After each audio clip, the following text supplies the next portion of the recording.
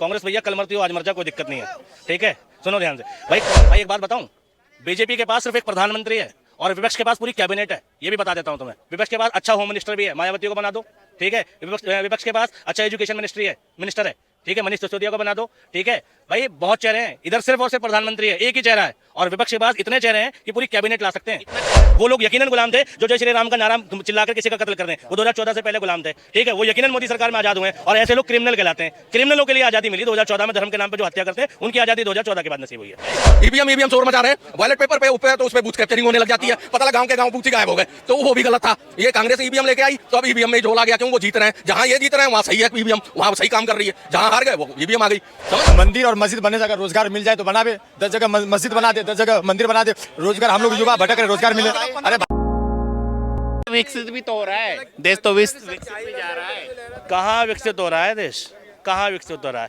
मैं ये कह रहा हूँ, यूपी में सड़क और हाईवे से निकल के सिर्फ गलियों का चक्कर लगाओ। ठीक है, गाजियाबाद की गलियां गिनवा देता हूं तुम्हें, शांति नगर, बहरामपुर, भीमनगर, ठीक है, विजयनगर, प्रताप विहार, महिउद्दीनपुर, कनावनी, इंदिरापुरम, ठीक है, बमेटा, लाल कुआं, कहीं घूम लो।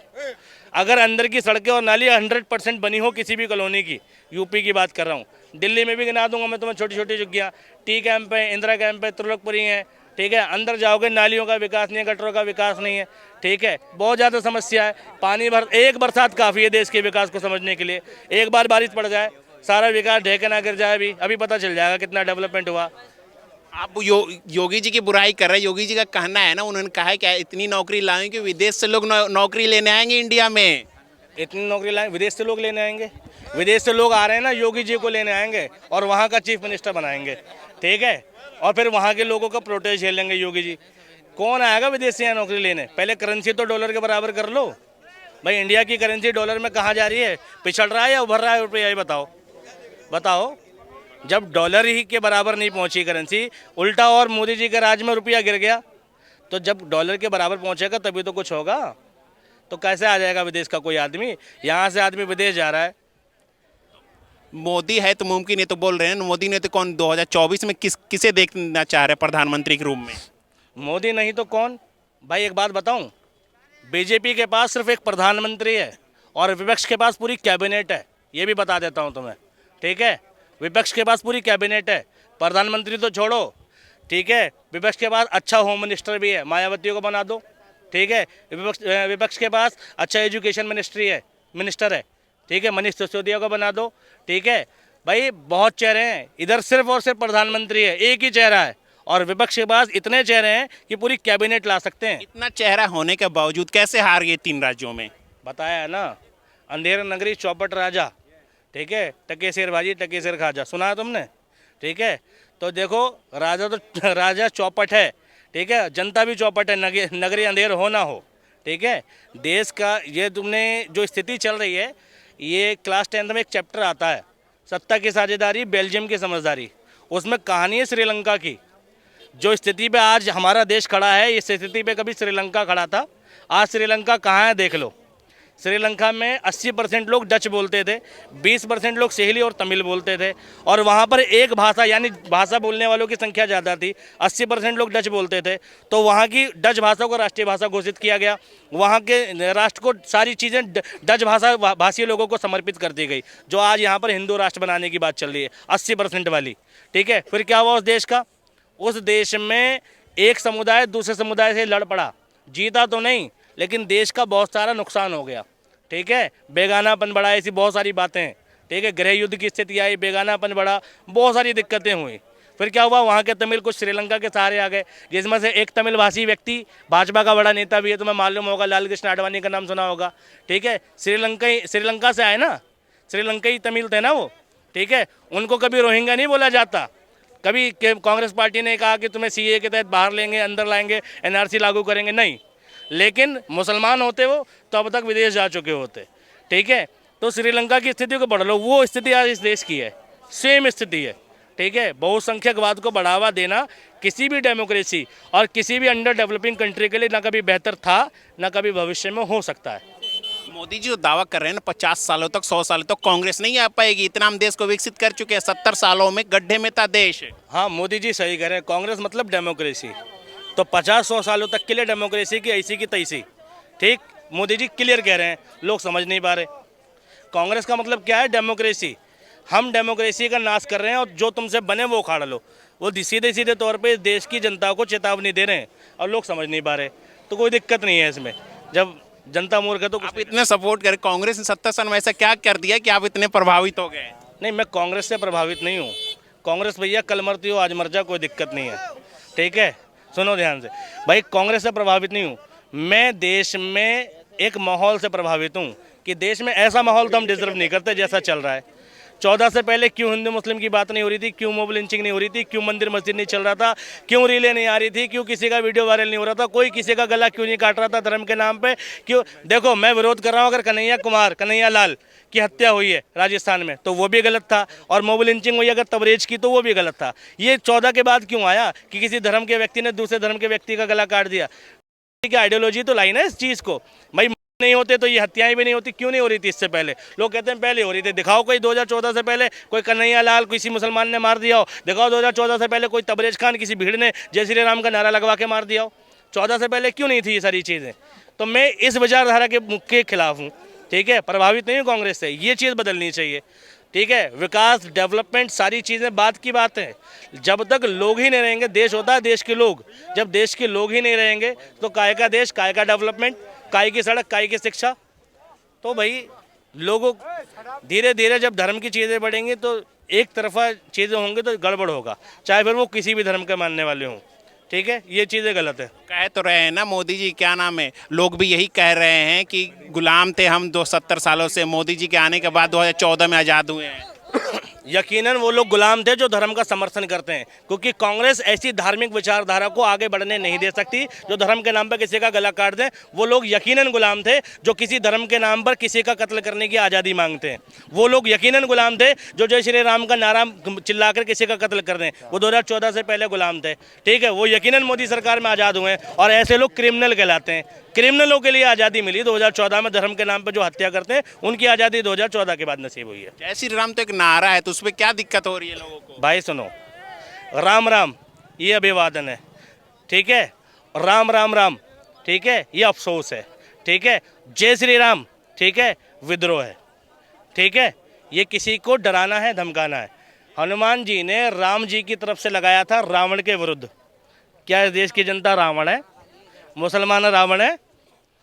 बताओ ना। हनुमान जी ने लगाया था ऐसे जय श्री राम हुंकार के लगाया था, चिल्ला कर लगाया था। क्यों?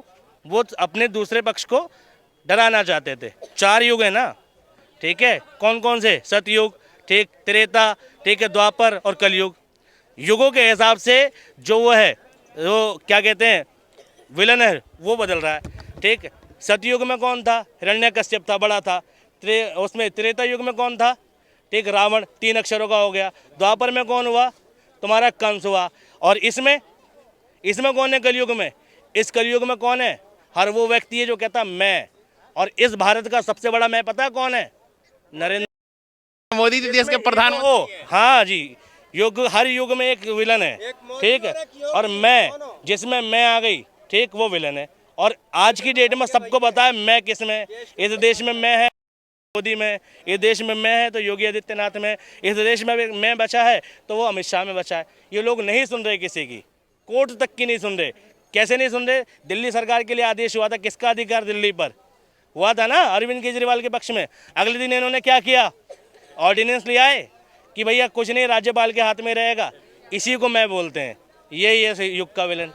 तो भैया देखो, कौन आज़ाद हुआ 14 के बाद? जिसके दिमाग में धर्म के नाम पे हत्या चलती है वो 2014 के बाद आज़ाद हुआ है, ठीक। जो सबको साथ लेके चलने को कहता है वो 2014 से पहले ही आज़ाद हो चुका है। फिर भी दावा ऐसा क्यों कर रहे हैं मोदी जी कि 24 में आएंगे हम? बताया है ना, मूर्खों के दम पे दावा कर रहे हैं, ठीक है। और वो जानते हैं इस देश में मूर्खों की संख्या बढ़ी है। जो विकास हुआ 2014 के बाद हुआ मूर्खों का, नहीं पता था उससे। कांग्रेस के टाइम में ही घपले हुए थे। जिम्मेदारी अभी नया सरकार बनी थी और ये इनको पता लगा ना, ये खानेंगे अंदर नहीं पता लगा। हाँ, ये गायब हो गए। कि देश में सीमा हैदर आ जाती है, इतने बड़े देश में पता नहीं। इधर लो, बड़ा, बहुत बड़ा, वो भाग गया, पता नहीं। इतने आ रहे हैं, इतना बड़ा फ्रॉड करके भाग गया, पता नहीं लगा। एक बात बता दो, साफ सी बात, पता लगा सबको, लेकिन उन पे कार्रवाई कर रही है ना ईमानदारी से। छोटा मोटा क्राइम कर दो आप, छोटा मोटा क्राइम कर दो, आप विदेश नहीं जा सकते। एक बात बता रहा हूँ, इतना बड़ा फ्रॉड करके आपको अब इस पे बोलो ना, ये भी बात तो, ये भी मुद्दा है ना, अभी तो ये ताजा मुद्दा है जो 500 करोड़ निकल रहा है। बोल तो रहा हूँ बहुत गलत। क्या कहाँ बोल, कांग्रेस की आपने बोला, आपने लगाया होगा, मैंने नहीं देखा, लेकिन जो बोलने वाले हैं, जो लेके झंडा लेके चलते हैं, विरोध करते हैं, जो पत्रकार रवीश कुमार भाई साहब सबसे पहले मिलेगा, जरा सा भी उसको अगर ये अडानी अंबानी पे बोलते रहे सालों से, अरे बोलो ना के अपने पे 2 शब्द बोल दो। अब नीतीश कुमार 2 शब्द बोल दें, लालू जी बोल दें, ये कट्टर ईमानदार बोल दें, कोई तो कुछ भी बोल दे कि चलो गलत ही बोलो, चाहे बीजेपी को गाली दे के बोल दो कि नहीं ये वो कुछ तो बोलो, कहीं से आवाज आए। ये विरोधी कहाँ, इनके ये कहाँ गए विपक्ष वाले? विपक्ष वाले ये भी बोलते हैं कि सारा ईडी सीबीआई हमारे इधर ही तो है। वही ना, बीजेपी में सब वही तो डर है, वही तो डर है, वही खतरा है। महाराष्ट्र वाला कौन था? ईवीएम का बीजेपी में शामिल हुआ है। अभी देखो उसमें तो जाएंगे, उस पे एक बात बनूं, एक बात बताऊं, ग्राउंड ईडी केस वापस ले लो। सुनो, ग्राउंड लेवल पे उसका भी जवाब देंगे। ग्राउंड लेवल पे गांव तक देखो कहीं ना कहीं हो रहा होगा भ्रष्टाचार, मैं नहीं कह रहा बीजेपी में नहीं हो रहा। वो भी महाराष्ट्र का जो था, क्या नाम है उसका? महाराष्ट्र पवार का, समझ रहे हो, उसको ले ईडी लिया। केस वापस कैसे? हाँ, ईडी का केस अभी बोला फाइल नहीं मिल रही। अभी रुक जाओ ना, ये मोटे मोटे घपलों को पकड़ने दो, उसके बाद उसका भी नंबर आएगा। देखो फाइल उसके बाद से गायब कैसे हो गई? सब आएगा, फाइल एप्पल का फाइल को अभी वो हटे ना, अचानक आ जाएगी। अभी नकेल कसी हुई है सबकी और सबको खतरा है। और साफ सी बात बताऊं, ईवीएम का जिसको खतरा हो कहाँ जाए? बीजेपी में अभी राजा भाई बीजेपी में अभी जनता जाती। अभी बच लो कुछ टाइम के लिए, मरहम तो लग गया। सुनो, कॉस्मेटिक सर्जरी तो हो गई थोड़े टाइम के लिए, परमानेंट इलाज नहीं हुआ, परमानेंट इलाज होगा। दूसरी चीज, ईवीएम शोर मचा रहे हैं, बैलेट पेपर पे तो उस पे बूथ कैप्चरिंग होने लग जाती है, पता लगा गांव के गांव बूथ ही गायब हो गए, तो वो भी गलत था। ये कांग्रेस ईवीएम लेके आई तो अब ईवीएम में ही झोल आ गया, क्यों? वो जीत रहे हैं, जहां ये जीत रहे हैं वहां सही है ईवीएम, वहां सही काम कर रही है, जहां हार गए वो ईवीएम आ गई। समझ रहे हो, ये गलत, ये जो फॉलो करते हैं पहले इन्हीं को समझ लें। आप कहते हो पनौती, आप कहते हो ना, अरे भाई राहुल गांधी ने बोला मोदी जी को राहुल गांधी, तो अपनी मम्मी को बोले पनौती, शादी होते देवर चला गया, उसके बाद वो सास चली गई, सामने ही गोली मार दी, कौन पनौती? उसके बाद हस्बैंड चले गए, कौन पनौती? आप बताओ, उसको 30 साल से लॉन्च कर रहे हैं हर प्लेटफॉर्म पे, अमेठी सीट गवा बैठा, कौन पनौती? पनौती तो तुम देखो ना किसको कह रहे हो, कौन पनौती है पहले सोच। पनौती ने उसको पप्पू बोलते हैं ना, पनौती हो गया। अब पनौती तुम उनको कह रहे हो, चोर चौकीदार है। अरे हमें मत बोलिए भाई। नहीं आपको नहीं, चौकीदार चोर है, ये भी नारा आया था, चौकीदार चोर है। अरे भैया तुम तो चौकीदार भी नहीं हो, कर्मचारी भी नहीं हो, तब भी चोर हो। तुम्हारा सांसद 500 करोड़ लेके बैठा हुआ था, तो उस पे बोलो ना। क्या लग रहा भैया 2024 में कौन? देखो कौन आएगा भैया, जनता बताएगी कौन आएगा। जनता नहीं है क्या? नहीं है जनता, क्यों नहीं? दिया गया है ना? हाँ बिल्कुल। बता दीजिए क्या लग रहा है, कौन आ सकता है? मेरे हिसाब से तो नहीं आएगा, मोदी नहीं आएगा। मोदी नहीं आएगा, कौन आएगा फिर?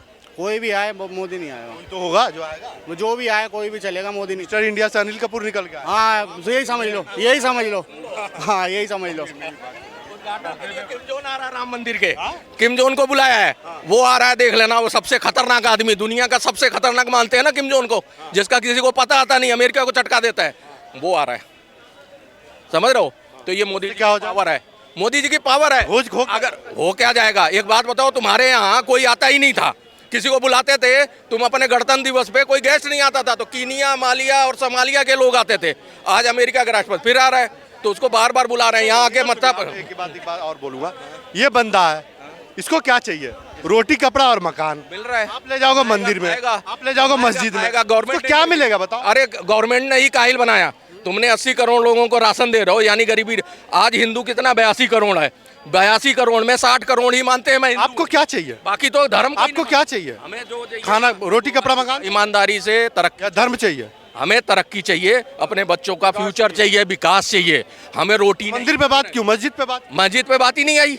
मैं तो ये कह रहा हूँ, बोला किंग जॉन आ रहा, क्या हो गया? जो आ रहा है तो वो उसको तीर मार देगा आके। आ रहा है ना, आज तक नहीं गया किसी देश में, मंदिर बन रहा है। सऊदीया में इतना ही बड़ा मंदिर बन रहा है, वो किसके वजह से? हमें खुशी नहीं होगी। नहीं, हमें खुशी। बड़ा हॉस्पिटल बना के किंग जॉन को बुलाते हैं, बाइडन को बुलाते तो अच्छा लगता हॉस्पिटल 7 एम्स से 23 एम्स बन गए। हमें खुशी है, है। आपको खुशी है? हमें तो नहीं है भैया। ये हमारी बहुत खुशी है भैया, बहुत खुशी है। हाँ, क्योंकि आप पहले देखो, इंडिया के ऐसे बहुत से मंदिर हैं जो अस्पताल चलाते हैं, निःशुल्क अस्पताल चलाते हैं। हाँ, तो इसलिए खुशी है। जो आप कह रहे हो हॉस्पिटल की बात, सरकार से क्या चाहते हो? सरकार से दोनों चीजें चाहता हूँ, सबको मिला जुला, धर्म भी और विकास भी। दोनों चाहते हैं। दोनों कोई में से कोई एक चाहिए? दोनों ही चाहते हैं भैया, और एक चाहिए। दोनों मुझे मिल रहा है तभी सपोर्ट कर रहा हूँ। सरकार का काम क्या होता है? सरकार का काम क्या होता है? विकास होता है, रोजगार देना होता है। धर्म क्यों ढूंढ होता रहे है? हो? धर्म क्यों ढूंढ रहे हो? धर्म ढूंढ नहीं रहा हूँ। धर्म का मतलब ये कि हम आज़ादी से रहें, खुल के बोल सके। पहले हम नहीं बोल पाते थे, सीधी सी बात है। खुल के जय श्री राम रोका का डर लगता था कि कोई बहन जो पत्थर ना मार दे पीछे से, ये हाल होती थी भाई यूपी में। अगर मंदिर और मस्जिद बनने से अगर रोजगार मिल जाए तो बनावे। 10 जगह मस्जिद बना दे, 10 जगह मंदिर बना दे, रोजगार हम लोग युवा भटक रहे, रोजगार मिले। अरे